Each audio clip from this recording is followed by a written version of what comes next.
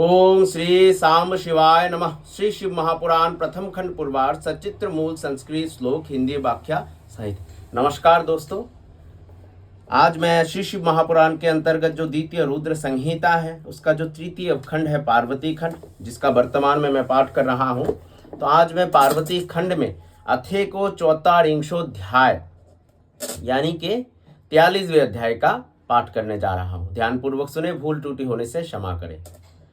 नारद द्वारा हिमालय गृह में जाकर विश्वकर्मा द्वारा बनाए गए विवाह मंडप का दर्शन कर मोहित होना और वापस आकर उस विचित्र रचना का वर्णन करना। ब्रह्मा जी बोले, हे मुने, उसके बाद आपस में विचार विमर्श कर शंकर जी की आज्ञा लेकर भगवान विष्णु ने पहले आपको हिमालय के घर भेजा। हे नारद, भगवान श्री हरि की प्रेम पूर्ण प्रेरणा से सर्वेश्वर शिव को प्रणाम कर आप बारात से आगे हिमालय के नगर को चले। हे मुने, वहां जाकर आपने विश्वकर्मा द्वारा रचित लज्जा की मुद्रा से युक्त अपनी कृत्रिम मूर्ति देखी और उसे देखते ही आप विस्मित हो गए। हे महामुने, विश्वकर्मा द्वारा बनाई गई अपनी मूर्ति को देखकर तथा विश्वकर्मा का सारा चरित्र जानकर आप शांत हो गए। तत्पश्चात आपने स्वर्ण कलशों से एवं केले के खंभों से अत्यंत मंडित रत्न चित्रित हिमालय के मंडप में प्रवेश किया।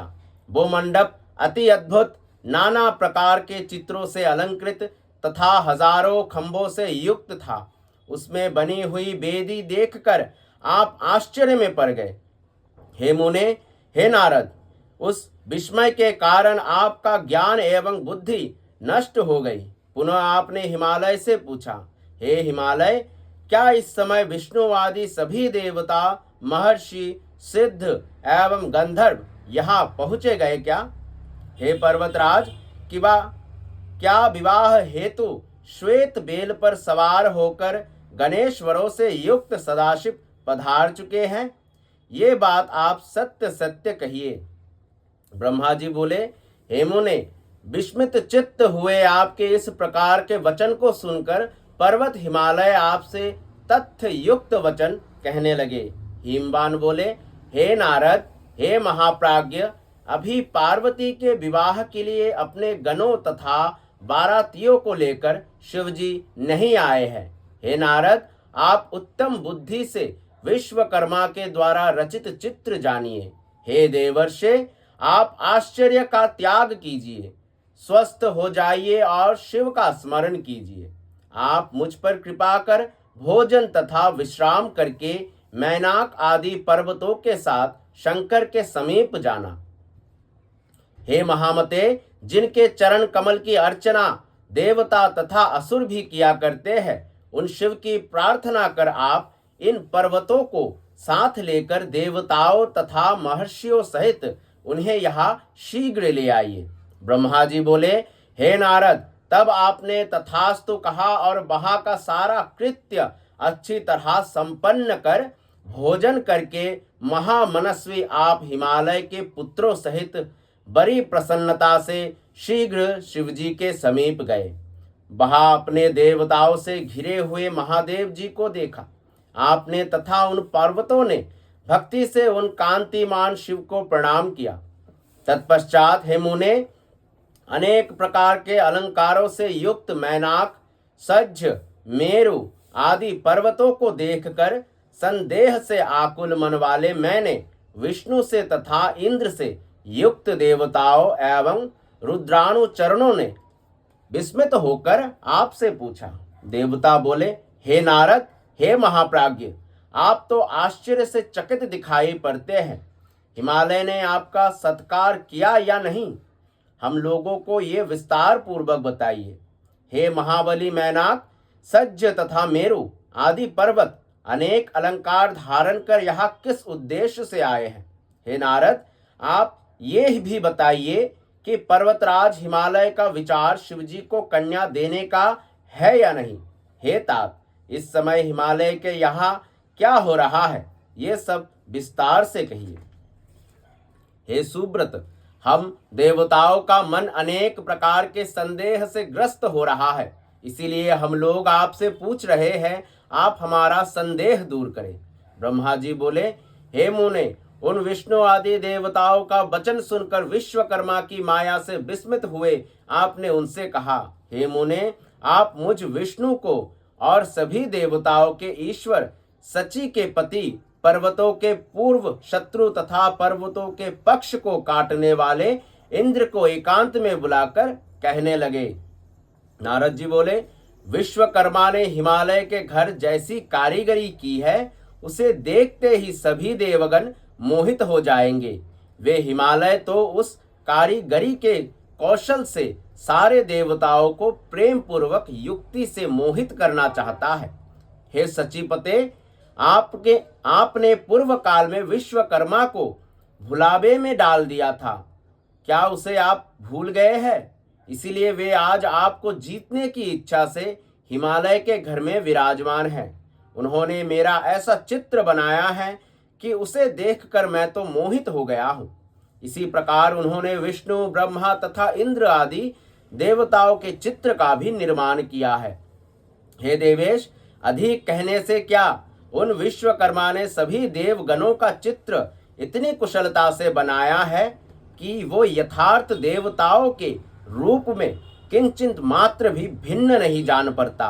उन्होंने परिहास करने के लिए सभी देवताओं की ये मायामती चित्र रचना की है, जिससे देवताओं को मोह उत्पन्न हो जाए। ब्रह्मा जी बोले, इस प्रकार नारद के वचन को सुनकर भय से व्याकुल शरीर वाले देवेंद्र ने विष्णु की ओर देखकर शीघ्रता से कहा।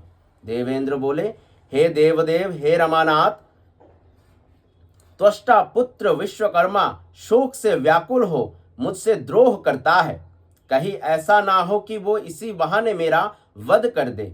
ब्रह्मा जी बोले, उनका ये वचन सुनकर देवादिदेव जनार्दन उन्हें समझाते हुए कहने लगे। विष्णु जी बोले, हे सचिपते, आपके वेरी, निवात, कवचादि दानव गणों ने महाविद्या के बल से पूर्व समय में भी आपको मोहित किया था।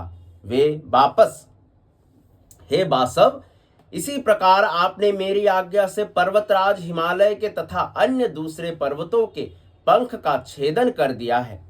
इस कारण वे पर्वत भी उसी माया को देखकर तथा सुनकर आपको जीतने की इच्छा करते हैं।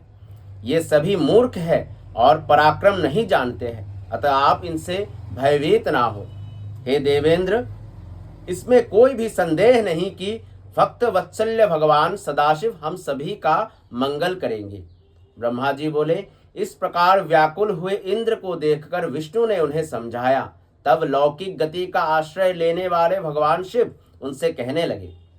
ईश्वर बोले, हे हरे, हे सूरपते, आप लोग आपस में क्या विचार विमर्श कर रहे हैं? ब्रह्मा जी बोले, उन दोनों से इस प्रकार कहकर हे मुने, पुनः उन्होंने आपसे कहा, हे नारद, महाशैल ने क्या कहा है, आप यथार्थ रूप से सारा वृत्तांत कहिए, आप उसे गुप्त ना रखें।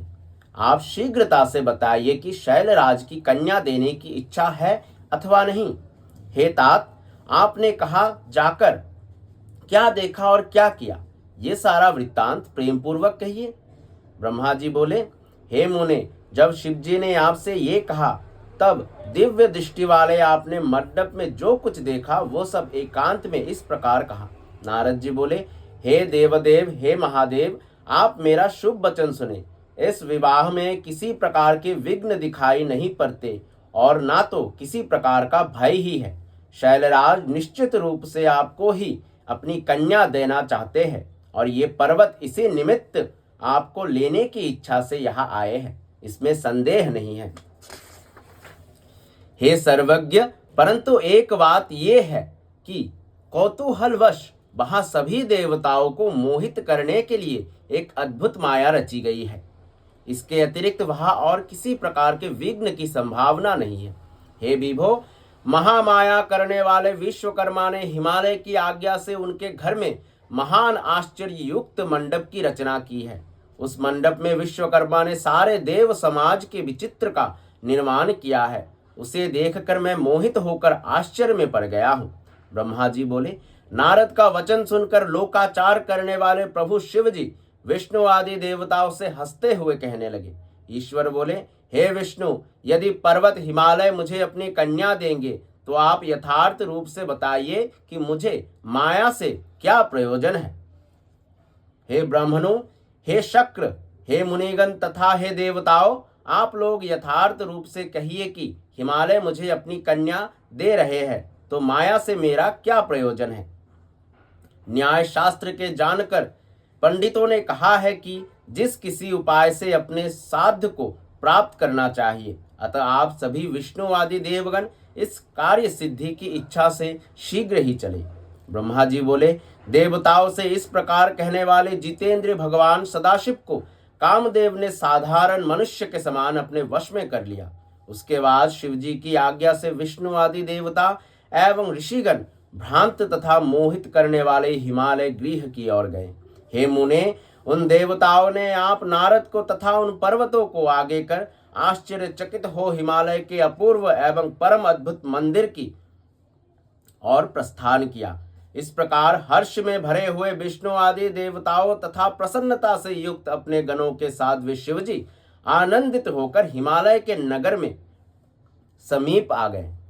तो इसी प्रकार श्री शिव महापुराण के अंतर्गत द्वितीय रुद्र संहिता के तृतीय पार्वती खंड में मंडप पर रचना वर्णन नामक 41वां अध्याय पूर्ण हुआ। तो हिमालय ने जो माता पार्वती के पिता थे, उन्होंने किस प्रकार एक अद्भुत मंडप की रचना की है जो विश्वकर्मा द्वारा की गई थी, उसे देखकर नारद जी का, इंद्रदेव का या फिर सभी देवताओं का मोहित होना। इतना सुंदर, इतना भव्य विवाह का मंडप, उसी के बारे में ये अध्याय था। तो और आने वाले अध्याय में हम अथो द्विचोत्तरिंशोध्याय में हम लोग हिमालय द्वारा प्रेषित मूर्तिमान पर्वतों एवं ब्राह्मणों द्वारा बारात की अगवानी, देवताओं और पर्वतों को मिलाप का वर्णन, कैसे देवताएं और सारे पर्वत जो हिमालय जी के तरफ से थे और भगवान शिव के तरफ से करोड़ों करोड़ों गण देवताएं सभी थे, तो कैसे उन लोगों का मिलाप होगा। जैसे कि एक शादी में बाराती आते हैं तो लड़की वाले लड़के वालों का जो मिलाप होता है, उस बारे में शायद हम अगले अध्याय में पाठ करेंगे। तब तक के लिए धन्यवाद। भूल त्रुटि होने से क्षमा करें। सांब सदाशिव सांब, सदाशिव सांब, सदाशिव सांब, सदाशिव सांब, सदाशिव हर शंभु।